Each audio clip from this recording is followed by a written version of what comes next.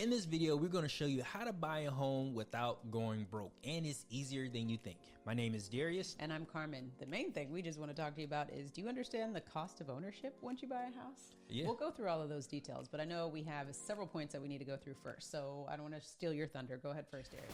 Well, the first thing we want to make sure we understand is what type of house will fit our particular needs, and we need to figure out how much that house costs and what the mortgage will be. Now, when it comes to our mortgages, or finding out how much we can afford for a house, normally what we do is we go to a bank and we ask them to help us figure it out. And what they do is they tell you how much house you can afford based on your debt to income ratio. But a lot of times what that means is that all the extra funds that you have will go towards just this mortgage alone. And what we need to take in consideration is the actual cost to own, which Carmen is going to tell us a little bit about. Yeah, I think it's important to know exactly like you just said, Darius. You go to the bank and they're like, okay, let's do a $2,000 a month mortgage payment or $1,500, whatever the case may be. And then you're like, yeah, that'll work, because you look at your budget and you're like, yeah, I got $1,500, $2,000 more to spare. But then that's basically it.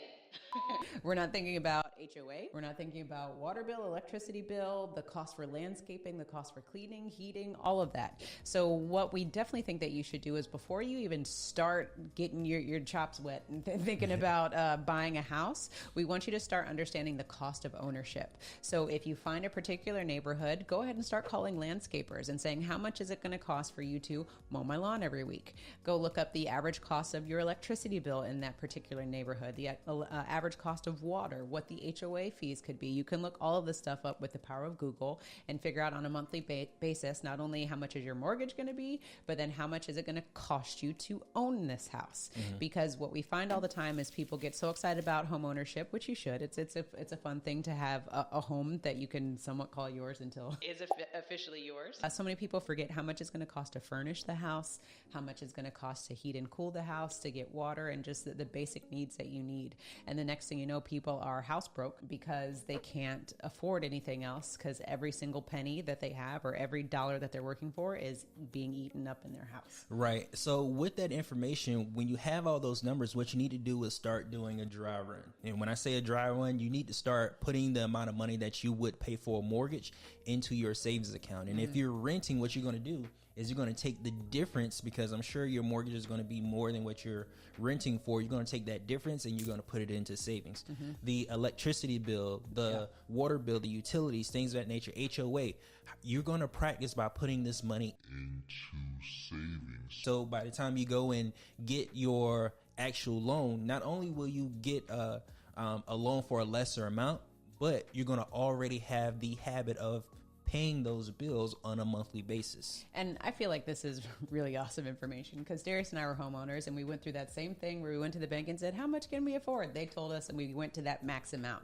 And then we started figuring out, water, electricity, furniture. We need a couch in this piece.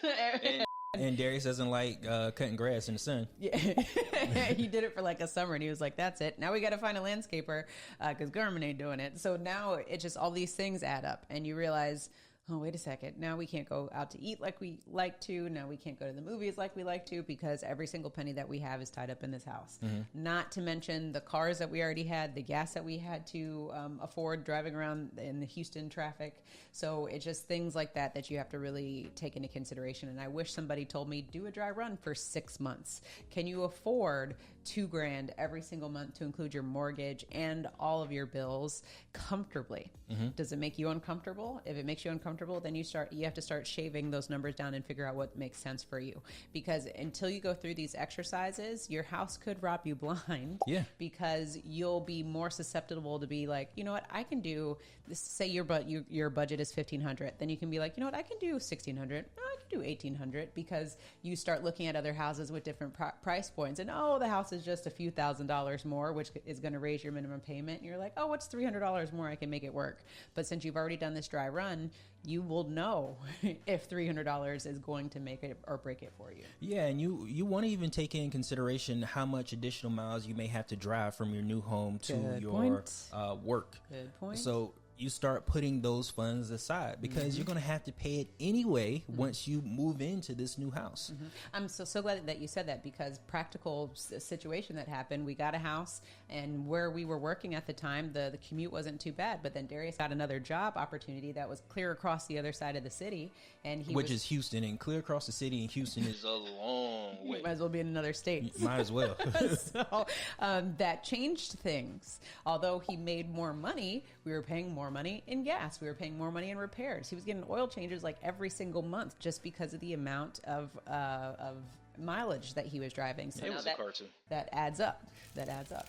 Yeah, it does. Once you're doing this dry run, you also want to make sure you find a good realtor, and a realtor that understands that you're not going to budge on the price of the house that you're looking for. Realtors, they're gonna say, well, you can get this much more if you increase your price. They're saying that because they have they can make money from it. So you have to be disciplined, knowing that not only do you want to stick to this price point, but you already know that you have the funds to support buying this house for yourself. And not to say all realtors are out to make money. No, that's not the case. Sometimes they do recognize your needs and are always trying to meet your needs with what the demand in the market is. And they're telling you, if you want 3 bedrooms, you're going to have to go on this side of town for this amount of money or whatever it is. And you have to be the ones to be like, you know what, we might have to be on this side of the train tracks because this is what this is the only thing that we can afford. Yeah. And newsflash, there is nothing wrong with renting. There is nothing wrong with renting until you are ready to financially afford a house. Right. And I want to say that as loud as I possibly can, because I feel like in our society there's this stigma of renters, like, oh, you're renting a house, you don't have ownership.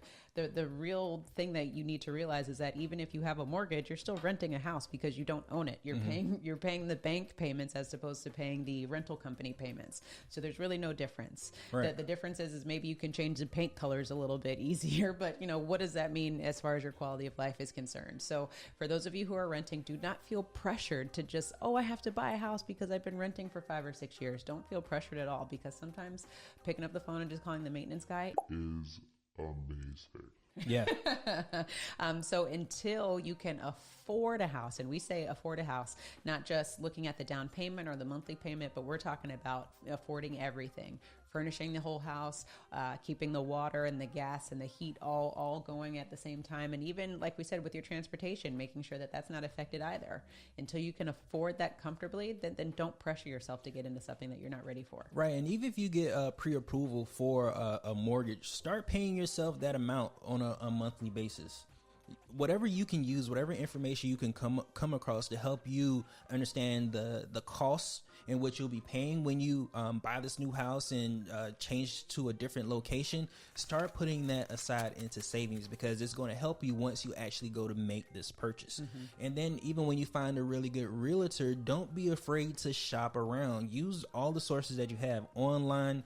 Use those Redfin, Zillow, use those sources to help you make a good decision, because the last thing you want to do is not get into a bidding war for a house. Yeah. The last thing you want to do is overpay for a house because you have the money.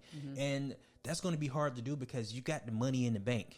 You have the money in the bank, but you have to understand the reason you had that money in the bank and what the purpose of that money in the bank is for. It's not so that you can overpay for a house because this house is calling to you.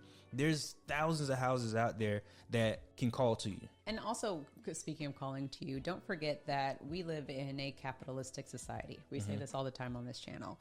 And the whole point of ownership is for you to own your thoughts, for you to own your mindset and everything else that you can take control over. So don't be influenced by the marketing and the ploys that you see out there to get you to get into a mortgage. Interest rates are at an all-time low. That doesn't mean it makes sense for you to get a mortgage right now. Or, there's certain deals, there's all these incentives going out, because again, this is where people tend to go broke, because they get wrapped into the marketing, wrapped into these interest rates that are at an all-time low. But at the end of the day, you're going to pay 3 times the house as when we're looking at the loan over the life of that 30-year or even that 15-year loan. So again, just start to think about these things, and remember that we're in the United States of America, where we're here to make a buck. Right. That should be the new motto. We make bucks.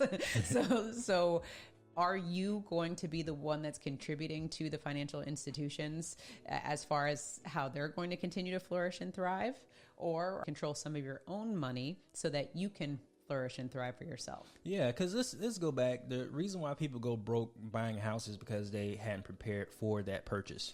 And go broke in general, not just buying a house. They're not prepared. They're overpaying for things. That's how we get into debt, because Nike, Adidas, we're all influenced by the marketing and the things that we see, and we end up buying things that we just don't need. Yeah. Sorry, Yeah. go back to your point. So the only thing that I'm saying is that when it comes to buying a house on a 30-year mortgage, we end up paying way more than the average rate, which is at 4%.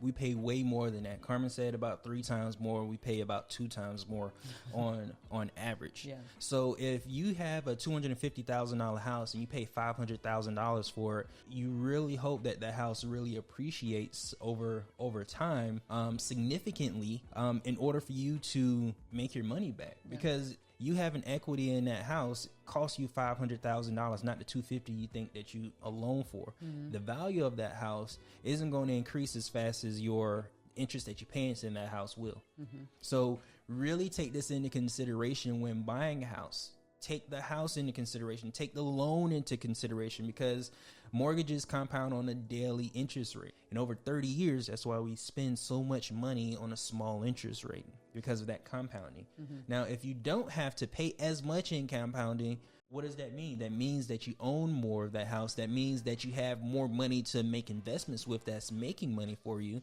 You have the ability to buy more assets. Your house isn't an asset because it's costing you money. Yeah.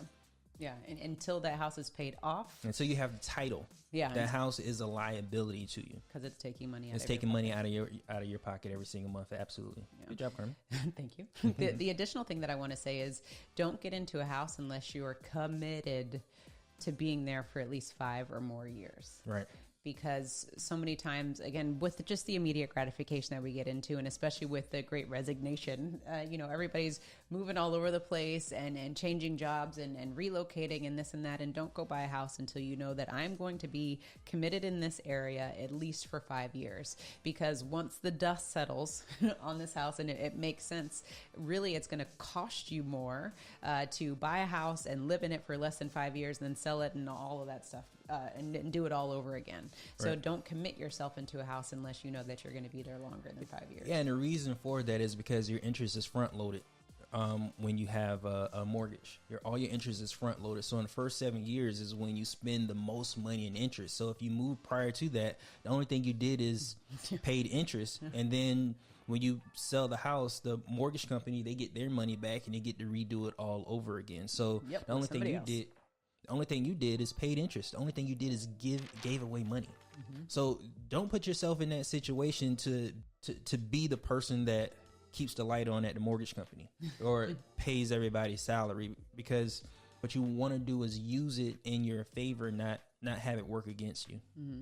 Yeah, these are all tips that we wish that we knew when we were getting into our mortgage. We fell into we're married now, we need the white picket fence and we need the house so that we can consider ourselves established. Mm-hmm. And once we got in a house, and like I said earlier, we just realized how expensive it was to keep a house. And don't get me wrong, I'm not bashing home ownership whatsoever. I'm just saying make sure that you understand all of this, because we didn't as first-time home buyers. Mm-hmm. We just knew that we wanted a house, we knew where we wanted, and we wanted the status, so to speak. And then we realized with that status came a lot of responsibility. Right. We made an emotional decision once we got married to have our house. We actually got our house built before we got married, because we had the really good jobs and we wanted the white picket fence, and we thought that we were going to start where everybody wants to finish. We were living this American dream. But once we started opening our eyes to this world of financing and started learning more things, we started making logical decisions. Mm-hmm. And the logical decisions that we made, we sacrificed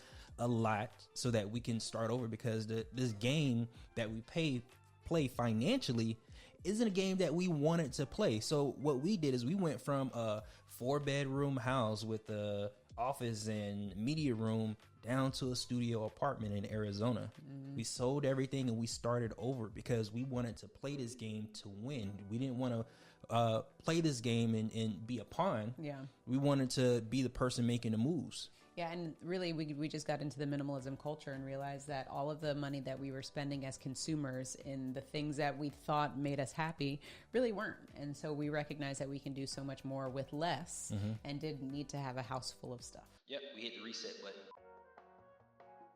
And we are very grateful that we did when we did. Yeah, exactly. Because otherwise we'd still be in consumer debt and consuming a whole bunch of stuff that we didn't need. Yep, not owning our cars, making minimum payments on cards, credit cards, personal loans.